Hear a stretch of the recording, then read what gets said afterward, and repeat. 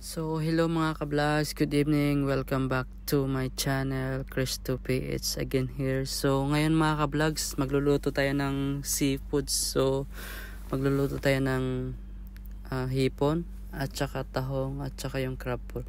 So yung ingredients natin mga ka-vlogs, napakasimple lang: oyster sauce, garlic at saka onion at saka Sprite mga ka-vlogs. So ngayon nga mga ka-vlogs, nilagay na natin yung hipon sa sa kawalin natin.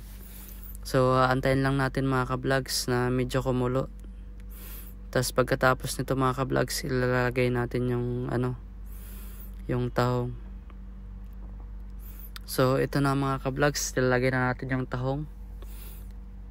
So medyo hindi marami yung tahong mga ka-vlogs, sakto lang din kasi dalawa lang kami ni Kuya Joel mga ka-vlogs. So naisipan namin magluto ngayon ng seafood kasi wala kaming ulam. So imimix lang natin konti mga ka-vlogs. Tapos antayin natin na medyo kumulo.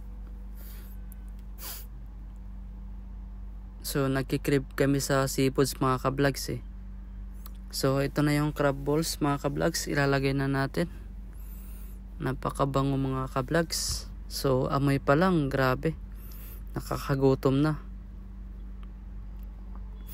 So i-mix natin ulit mga ka-vlogs para mag-mix yung lasa ng seafoods at saka yung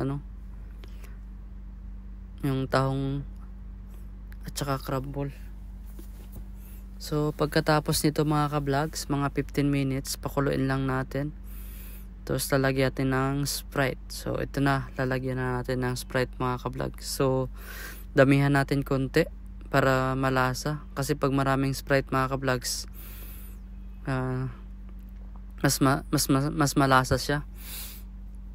So yun mga ka-vlogs, until lang so tapos na nga mga ka-vlogs. So lalagyan na natin ng asin at saka paminta. So konting asin lang mga ka-vlogs kasi medyo malasa na yung nilagay namin na Sprite. So malapit na to mga ka-vlogs, mga 5 minutes na lang. So ito na nga mga ka-vlogs, ito na yung finished product namin. So grabe, napakasarap mga ka-vlogs. Grabe yung appearance, tsaka yung sarap ng amoy. So kain na po tayo mga ka-vlogs.